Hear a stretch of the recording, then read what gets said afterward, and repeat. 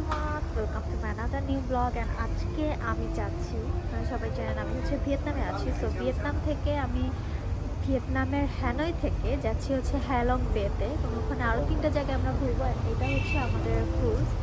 And এখানে আমাদের একটা বুফের ব্যবস্থা করা হয়েছে, বাট এখানে নাইট স্টে আমরা নেই নাই। বাট অন্যান্য যে আশেপাশে অনেকগুলো ক্রুজ রয়েছে যেখানে রুম রয়েছে, বাট আমরা শুধু আজকেই যাব, আবার আজকেই ব্যাক করব। তো আশেপাশে শপিং মলও রয়েছে। আমি একটু জুম করে আপনাদেরকে দেখাই।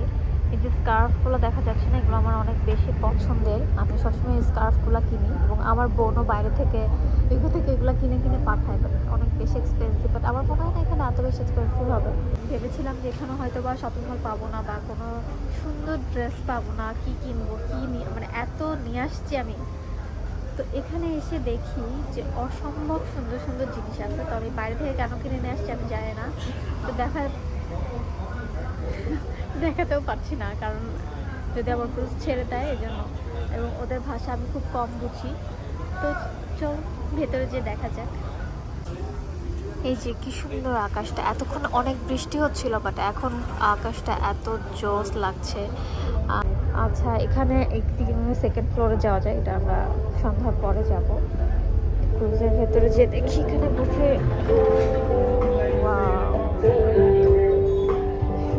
একটা পাওয়া কবিতা ড্রেস চেঞ্জও করে আসছে। হাই, ড্রেস চেঞ্জ করলে কেন? এবার একটু মানুষের মতো লাগছে, এখন মানুষ ছবিটা ওরা দেখবো না, ছবিতে দেখবো বাংলাদেশের মানুষ।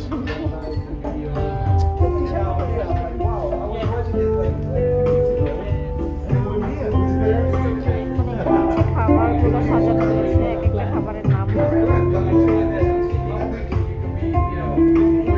ভাই অনেক ক্ষুধা লাগছে, বাট আমি এখানে দেখছি যে ফুডগুলো হালাল কিনা, কোথাও পরক টরক লেখা আছে কিনা। এই জিনিসটা আমার খাওয়া যেতে পারে, এটা দেখে ভালো লাগছে। ফ্রেঞ্চ ফ্রাই খাবো। এটা আবার কি গাছ বানায় রাখছে বুঝলাম না। ভাই খাবার দিলেই তো হতো, ওইসব গাছ টাছ না বানালেও চলতো। বুফে শুনে আমি তো খুশি হয়ে গিয়েছিলাম, বাট এইগুলার বুফে। আমি হ্যালং বেতে আসার আগে অনেকগুলো ভিডিও দেখেছিলাম, এবং ভিডিওর মধ্যে দেখেছি হ্যালং বেতে অনেক সুন্দর পার্ল পাওয়া যায়, এবং এই সেই পার্ল। তো তখনই আমি চিন্তা করেছিলাম যে এখানে এসে আমি ব্রেসলেট এন্ড একটা গলার মালা কিনবো, মানে ছোট্ট একটা লকেট কিনবো। বাট এখানে আসার পরে সব কিছুই ভালো লাগছে, এবং ওই মহিলাগুলা আমার চুল দেখে পুরো অবাক, বারবার আমার চুলে হাত দিয়েছিল। কিন্তু আমি বুঝতেছিলাম আসলে এই ক্রুজে যেহেতু মেয়ে বলতে আমরা দুইজনই, মানে বাঙালি আর কি, আর বাকি যে 2-3টা মেয়ে আছে ওনারা আসলে এগুলার প্রতি অতটা ইন্টারেস্টেড না। যেহেতু আমি এখানে বসেছি এবং দেখতে এসেছি, সো ওনারা মানে একটা এমন একটা ভাবছে, হ্যাঁ একটা কাস্টমার পেয়েছি, ওনাকে দিতেই হবে, ওনাকে যে করে হোক, মানে আমাকে যে করে হোক কেনাতেই হবে। যাই হোক, এখান থেকে ওরা যে এগুলো নিয়ে আসে, এবং এইটা আমাকে গলায় জোর করে পরাই দিছে। পরাই দেওয়ার পর বলছে, wow you look so beautiful. মানে আমাকে পটানোর আপ্রাণ চেষ্টা, বাট না, এটা আমার ভালো লেগেছে অনেক। যাই হোক, এটা আমি কিনবো। আমাদের ক্রুজে সবাই চলে আসছে, ক্রুজটা এখনই ছেড়ে দিবে। অ্যান্ড আমার ছেড়ে দেওয়ার আগেই জিনিসপত্র কেনা অলরেডি শেষ, এবং অনেক বেশি দাম দিয়ে কিনেছি আমার যেটা মনে হচ্ছে, বাট আমার অনেক ভালো লেগেছে দেখে আমি আর কিছু বলি নাই ওনাদেরকে। আচ্ছা, এটা কি আমাদের দুপুরের খাওয়া না সকালের নাস্তা? দুপুরে কি আবার দিবে খেতে? আমি বুঝতেছি না আসলে। একটু ভাত দিতে পারে না ওরা? ভাত দিত। কবিতা দেখে আমাকে বকাবকি শুরু করে দিয়েছে, কারণ ওর একদমই পছন্দ না এখানে এসে এত খরচ করা এক্সট্রা। কারণ এইগুলো আসলে কোনো মানে এগুলো আসলে এক্সট্রা, আমিও নিজেও বুঝতেছি, বাট নিজের মনকে আসলে থামাতে পারি না, জোর করে হলেও আমাকে কিনতেই হবে। এই জন্য আমার খুব আমার উপর চরম লেগে আছে। অ্যান্ড এইটা অলরেডি আমি 400 ডং দিয়ে কিনেছি ব্রেসলেটটা, আর ওইটা 500 ডং। মানে পুরা 2 দিনের ট্যুরের খরচ আমি আজকে শেষ করে ফেললাম। আমরা ঘুম থেকে উঠে এসেছিলাম জন্য কোনো সাজুগুজু করতে পারি না, তো এখন বসে সাজুগুজু করছে। আর এটা আমাদের ওয়েলকাম ড্রিঙ্কস দিয়েছে, আমার মনে হচ্ছে কি জানি একটা সবুজ, ভালো না, বিচ্ছিরি। যাই হোক, সবাই খাওয়া স্টার্ট করে দিয়েছে অলরেডি। বাট আমরা খাবোটা কি আসলে? এখানে খাওয়ার মতো কিছু আমি দেখছি না, শুধু এক রোল আর ফ্রেঞ্চ ফ্রাই ছাড়া। আর কবিতা আবার তো মনে হয় রোলও খায় না, কারণ এটা মনে হয় ভেজিটেবল রোল। যাই হোক, যাই দেখি কি নেওয়া যায়, কি খাওয়া যায়, কিছুটা তো খেতে হবে এখন। মানে থাক, যাই, খাওয়ার নিয়ে এত কিছু না বলি। অ্যান্ড বাইরের ভিউগুলো একটু দেখতেই পাচ্ছেন, অলরেডি ক্রুজ ছেড়ে দিয়েছে। অ্যান্ড একটু একটু করে হ্যালং বের দিকে যাচ্ছি আমরা, এবং সাথে এই খাবারগুলা নিজের মনকে সান্ত্বনা দিয়ে আসেন। এটা হচ্ছে আলু ভর্তা, ডাল ভর্তা, পেঁয়াজ মরিচ ভর্তা, সাদা ভাত গরম গরম, অথবা খিচুড়ির সাথে একটু ঘি। এগুলো আচ্ছা, এখানে দেখতে মনে হচ্ছে যে খুবই টেস্টি, বাট খেতে কেমন হবে জানি না। খেতে হলে 1 বস্তা সস নিয়ে খেতে হবে।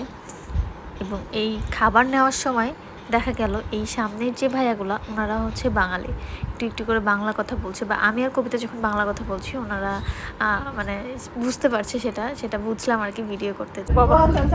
ভাইয়া কোথা থেকে আসছেন? ও আচ্ছা, আমিও ঢাকার, ও ঢাকার।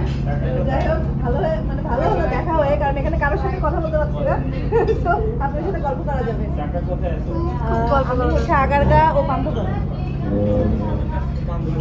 प्यार मेरे नो तू बेमजाक समझ के बैठे, मैं सब समझ लिया, तू जवाक समझ के बैठे, तू वक्त नहीं दिंदा मैनू अजकल दो बंदा, तेन पता नहीं शायद इश्क विच हिंज नहीं चलदा, मैनू तू जुत्ती थल्ले रख दे, जानी लोका के बड़े ना बेचारा वे तू मनु छड़ जाना, गल्ला तेरिया तो लगदा है यारा वे मथों तेरा मन भरिया। প্রথম ভিয়েতনামে এসে হ্যানয়তে যখন আমরা ওল্ড সিটিতে ঘুরছিলাম, তখন মনে হচ্ছিল যে আল্লাহ, এটা কোথায় আসলাম, তো বাংলাদেশে ছিল এরকম, তো এর থেকে তো বাংলাদেশ বেশি সুন্দর। বাট যখন আমরা হ্যালং বেতে আসলাম, তখন একটু একটু মনে হচ্ছে, ক্রুজটা যখন হ্যালং বের একটু একটু ভেতরে যাওয়া শুরু করলো, তখনই মনে হচ্ছে যে না, ঠিক আছে, ভিয়েতনামে আসাটা কিছুটা হলেও সার্থক হলো। এত সুন্দর, মানে আজকের ওয়েদারটা বিশেষ করে বেশি সুন্দর, আমাদের লাগটা মনে হয় অনেক বেশি ভালো। যদিও চেহারাটা ভালো না, কারণ জার্নি করার পরে ঘুমাতে পারি নাই একদমই। তো এখানে এসেও সেরকম ঘুমানোর মতো, মানে রেস্ট করার মতো কোনো প্লেস নাই। জাস্ট একটার পর একটা প্লেস দেখতে হচ্ছে, এবং একটার পর একটা পাহাড়, এবং এক একটা পাহাড়ের এক একটা কাহিনী রয়েছে, ওদের বিভিন্ন কাহিনী শুনছি আর কি। এবং আমার সামনে যে ক্রুজগুলো দেখতে পাচ্ছেন, ওনারা মেবি নাইট স্টে করে, এবং দোতলা এবং নিচতলা দুইটাতেই রুম রয়েছে, এবং 3 তলাতে যে ওদের হচ্ছে ছাদ, এবং ওখানেই একটা জমজমাট পার্টি হয় সন্ধ্যার সময়। আমাদের এখানেও নাকি হবে শুনেছি, বাট জানি না অ্যাকচুয়ালি। অ্যান্ড এখন যাচ্ছে একটা কেভে, মানে একটা গুহা টাইপের জায়গাতে।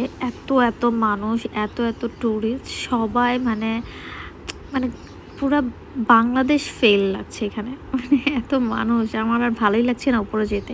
এবং অনেক সিঁড়ি, সেই পাহাড়ের একদম উপরে যেতে হবে, আর এত গরম।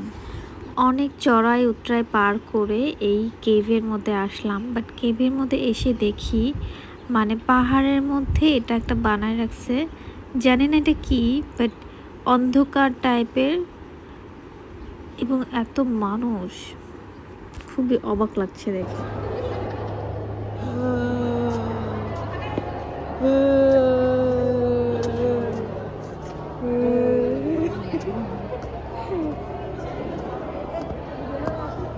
যাও,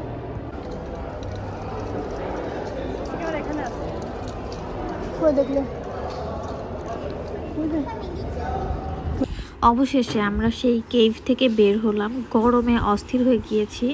ওখান থেকে দুইজন 2টা 25,000 ডং করে 2টা পানি খেয়েছি, মানে না পারতে। আসলে এখানে কোনো পানি নাই, মানে পানি কিনে খেতে হবে, বুফে খাবার দিবে, সব দিবে, বাট পানি নাই। যাই হোক, এই ছিল হ্যালং বে ঘোরা, আর আসবো না, বাই।